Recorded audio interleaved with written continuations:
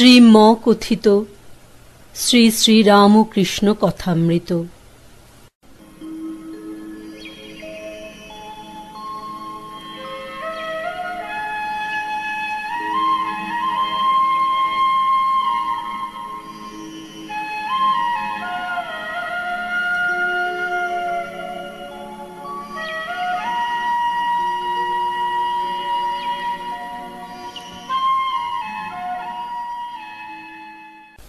ত্রয়োদশ খণ্ড। দক্ষিণেশ্বরে প্রাণকৃষ্ণ মাস্টার প্রভৃতি ভক্ত সঙ্গে। প্রথম পরিচ্ছেদ। শ্রী রামকৃষ্ণ সঙ্গে প্রাণকৃষ্ণ, মাস্টার, রাম, গিরীন্দ্র, গোপাল। আজ শনিবার 24শে চৈত্র, ইংরাজি 5ই এপ্রিল 1884 খ্রিস্টাব্দ। প্রাতঃকাল, বেলা 8টা।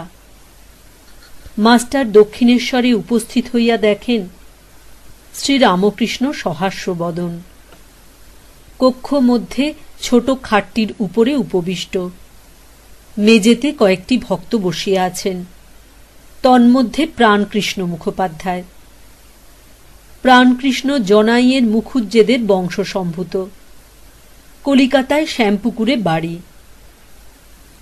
ম্যাকেঞ্জি লায়ারের এক্সচেঞ্জ নামক নিলাম ঘরের কার্যাধ্যক্ষ। তিনি গৃহস্থ, কিন্তু বেদান্ত চর্চায় বড় প্রীতি। পরমহংসদেবকে বড় ভক্তি করেন ও মাঝে মাঝে আসিয়া দর্শন করেন। ইতিমধ্যে একদিন নিজের বাড়িতে ঠাকুরকে লইয়া গিয়া মহোৎসব করিয়াছিলেন।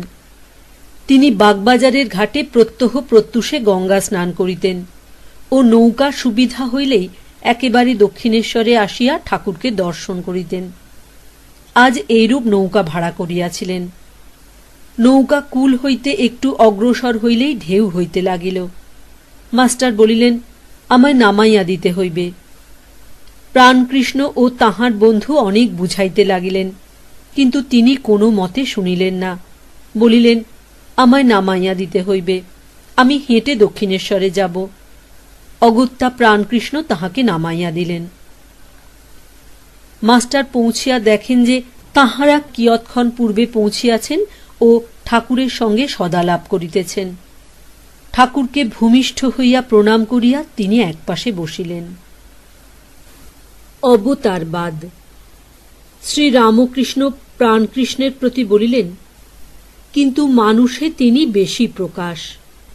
যদি বলো অবতার কেমন করে হবে, যার ক্ষুধা তৃষ্ণা এইসব জীবের ধর্ম অনেক আছে, হয়তো রোগ শোকও আছে।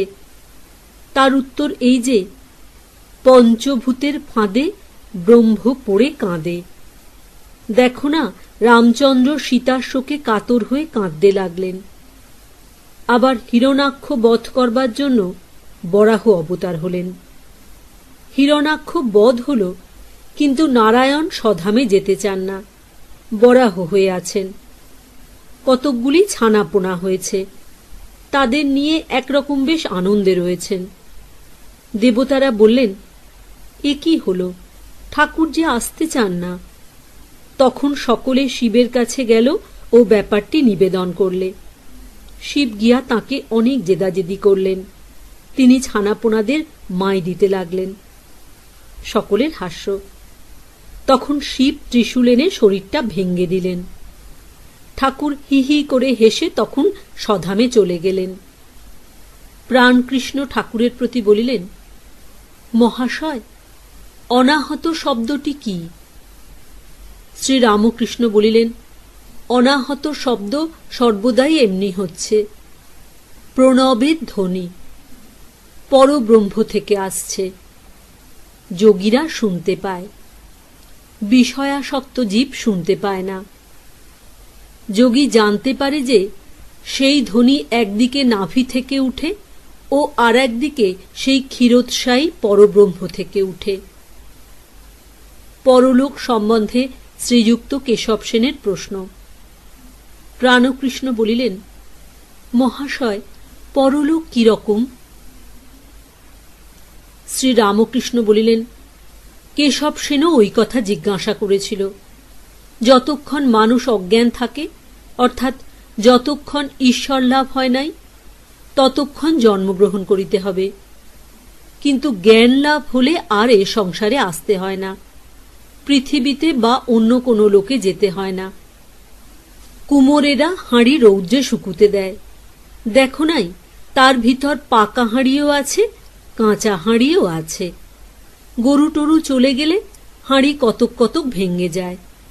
পাকা হাঁড়ি ভেঙে গেলে কুমোর সেগুলিকে ফেলে দেয়, তার দ্বারা কোনো কাজ হয় না। কাঁচা হাঁড়ি ভাঙলে কুমোর তাদের আবার লয়, নিয়ে চাকেতে তাল পাকিয়ে দেয়, নূতন হাঁড়ি তৈয়ার হয়। তাই যতক্ষণ ঈশ্বর দর্শন হয় নাই ততক্ষণ কুমোরের হাতে যেতে হবে, অর্থাৎ এই সংসারে ফিরে ফিরে আসতে হবে। সিদ্ধ ধান পুঁতলে কি হবে? আর গাছ হয় না। মানুষ জ্ঞানাগ্নিতে সিদ্ধ হলে তার দ্বারা আর নূতন সৃষ্টি হয় না, সে মুক্ত হয়ে যায়। বেদান্ত ও অহংকার। বেদান্ত ও অবস্থাত্রয় সাক্ষী, জ্ঞান ও বিজ্ঞান। পুরাণ মতে ভক্ত একটি, ভগবান একটি, আমি একটি, তুমি একটি। শরীর যেন সরা। এই শরীর মধ্যে মন, বুদ্ধি, অহংকার রূপ জল রয়েছে। ব্রহ্ম সূর্য স্বরূপ, তিনি এই জলে প্রতিবিম্বিত হচ্ছেন। ভক্ত তাই ঈশ্বরীয় রূপ দর্শন করে। বেদান্ত অর্থাৎ বেদান্ত দর্শন মতে ব্রহ্মই বস্তু, আর সমস্ত মায়া। স্বপ্নবৎ, অবস্তু। অহংকাররূপ একটি লাঠি সচ্চিদানন্দ সাগরের মাঝখানে পড়ে আছে। মাস্টারের প্রতি বলিলেন, তুমি এইটে শুনে যাও। অহং লাঠিটি তুলে নিলে এক সচ্চিদানন্দ সমুদ্র। অহং লাঠিটি থাকলে দুটো দেখায়, এক ভাগ জল ও এক ভাগ স্থল। ব্রহ্মজ্ঞান হলে সমাধিস্থ হয়, তখন এই অহং মুছে যায়। তবে লোকশিক্ষার জন্য শঙ্করাচার্য বিদ্যার আমি রেখেছিলেন। প্রাণকৃষ্ণের প্রতি বলিলেন, কিন্তু জ্ঞানীর লক্ষণ আছে। কেউ কেউ মনে করে আমি জ্ঞানী হয়েছি। জ্ঞানীর লক্ষণ কি? জ্ঞানী কারু অনিষ্ট করতে পারে না, বালকের মতো হয়ে যায়। লোহার খড়গে যদি পরশমণি ছোঁয়ানো হয়, খড়গ সোনা হয়ে যায়। সোনায় হিংসার কাজ হয় না।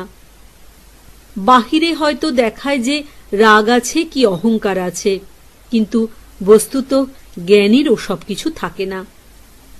দূর থেকে পোড়া দড়ি দেখলে বোধ হয় ঠিক একগাছা দড়ি পড়ে আছে, কিন্তু কাছে এসে ফুঁ দিলে সব উড়ে যায়। ক্রোধের আকার অহংকারের আকার কেবল, কিন্তু সত্যকার ক্রোধ নয়, অহংকার নয়। বালকের আঁট থাকে না। এই খেলাঘর করলে কেউ হাত দেয় তো ধেই ধেই করে নেচে কাঁদতে আরম্ভ করবে, আবার নিজেই ভেঙে ফেলবে সব। এই কাপড় এত আঁট, বলছে আমার বাবা দিয়েছে, আমি দেব না। আবার একটা পুতুল দিলে পরে ভুলে যায়, কাপড়খানা ফেলে দিয়ে চলে যায়। এই সব জ্ঞানীর লক্ষণ। হয়তো বাড়িতে খুব ঐশ্বর্য, কোচ কেদারা, ছবি, গাড়ি ঘোড়া, আবার সব ফেলে কাশি চলে যাবে। বেদান্ত মতে জাগরণ অবস্থাও কিছু নয়।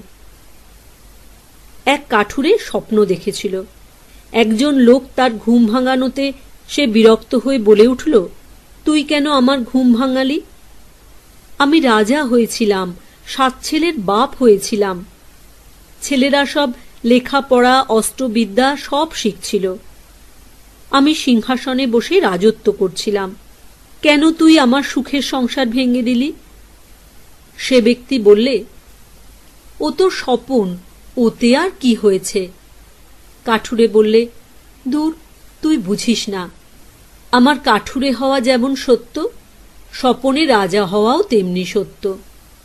কাঠুরে হওয়া যদি সত্য হয়, তাহলে স্বপনে রাজা হওয়াও সত্য। প্রাণকৃষ্ণ জ্ঞান জ্ঞান করেন, তাই বুঝি ঠাকুর জ্ঞানীর অবস্থা বলিতেছিলেন। এইবার ঠাকুর বিজ্ঞানীর অবস্থা বলিতেছেন। ইহাতে কি তিনি নিজের অবস্থা ইঙ্গিত করিতেছেন? শ্রীরামকৃষ্ণ বলিলেন, নেতি নেতি করে আত্মাকে ধরার নাম জ্ঞান। নেতি নেতি বিচার করে সমাধিস্থ হলে আত্মাকে ধরা যায়। বিজ্ঞান কি না বিশেষ রূপে জানা। কেউ দুধ শুনেছে, কেউ দুধ দেখেছে, কেউ দুধ খেয়েছে। যে কেবল শুনেছে সে অজ্ঞান, যে দেখেছে সে জ্ঞানী, যে খেয়েছে তারই বিজ্ঞান অর্থাৎ বিশেষ রূপে জানা হয়েছে। ঈশ্বর দর্শন করে তাঁর সহিত আলাপ, যেন তিনি পরমাত্মীয়, এরই নাম বিজ্ঞান। প্রথমে নেতি নেতি করতে হয়। তিনি পঞ্চভূত নন, ইন্দ্রিয় নন, মন, বুদ্ধি, অহংকার নন। তিনি সকল তত্ত্বের অতীত। ছাদে উঠতে হবে, সব সিঁড়ি একে একে ত্যাগ করে যেতে হবে। সিঁড়ি কিছু ছাদ নয়, কিন্তু ছাদের উপর পৌঁছে দেখা যায় যে যে জিনিসের ছাদ তৈয়ারি, ইট, চুন, সুরকি, সেই জিনিসেই সিঁড়িও তৈয়ারি। যিনি পরব্রহ্ম তিনিই এই জীবজগৎ হয়েছেন, চতুর্বিংশতি তত্ত্ব হয়েছেন। যিনি আত্মা তিনিই পঞ্চভূত হয়েছেন। মাটি এত শক্ত কেন, যদি আত্মা থেকেই হয়েছে? তাঁর ইচ্ছাতে সব হতে পারে। শনিত শুক্র থেকে যে হাড় মাংস হচ্ছে, সমুদ্রের ফেনা কত শক্ত হয়। গৃহস্থের কি বিজ্ঞান হতে পারে? সাধন চাই। বিজ্ঞান হলে সংসারেও থাকা যায়। তখন বেশ অনুভব হয় যে তিনিই জীবজগৎ হয়েছেন, তিনি সংসার ছাড়া নন। রামচন্দ্র যখন জ্ঞান লাভের পর সংসারে থাকব না বললেন, দশরথ বশিষ্ঠকে তাঁর কাছে পাঠিয়ে দিলেন বুঝাবার জন্য। বশিষ্ঠ বললেন, রাম, যদি সংসার ঈশ্বর ছাড়া হয় তুমি ত্যাগ করতে পারো। রামচন্দ্র চুপ করে রইলেন। তিনি বেশ জানেন যে ঈশ্বর ছাড়া কিছুই নাই। তাঁর আর সংসার ত্যাগ করা হল না। প্রাণকৃষ্ণের প্রতি বলিলেন, কথাটা এই, দিব্য চক্ষু চাই। মন শুদ্ধ হলেই সেই চক্ষু হয়। দেখো না, কুমারী পূজা, হাগা মোতা মেয়ে, তাকে ঠিক দেখলুম সাক্ষাৎ ভগবতী। একদিকে স্ত্রী, একদিকে ছেলে, দুজনকেই আদর করছে, কিন্তু ভিন্ন ভাবে।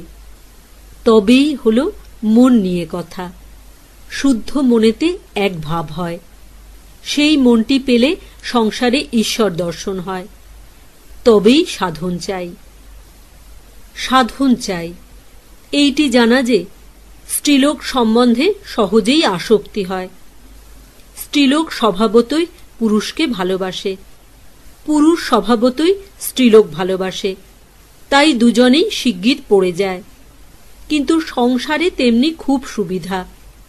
বিশেষ দরকার হলে হলো, সদারা সহবাস করলে।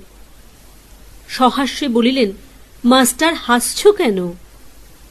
মাস্টার স্বগতঃ বলিলেন, সংসারী লোক একেবারে সমস্ত ত্যাগ পেরে উঠবে না বলে ঠাকুর এই পর্যন্ত অনুমতি দিচ্ছেন। 16 আনা ব্রহ্মচর্য সংসারে থেকে কি একেবারে অসম্ভব? হঠযোগীর প্রবেশ।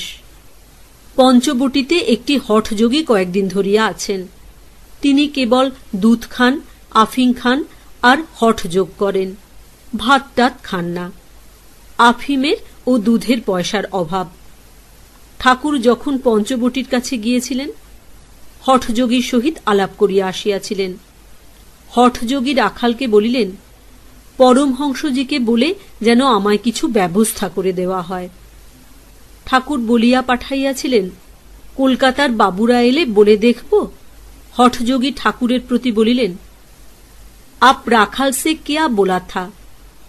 শ্রী রামকৃষ্ণ বলিলেন, হ্যাঁ বলেছিলাম, দেখব যদি কোনো বাবু কিছু দেয়। তা কই?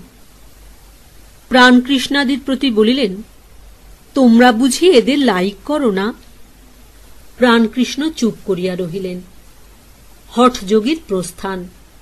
ঠাকুরের কথা চলিতে লাগিল।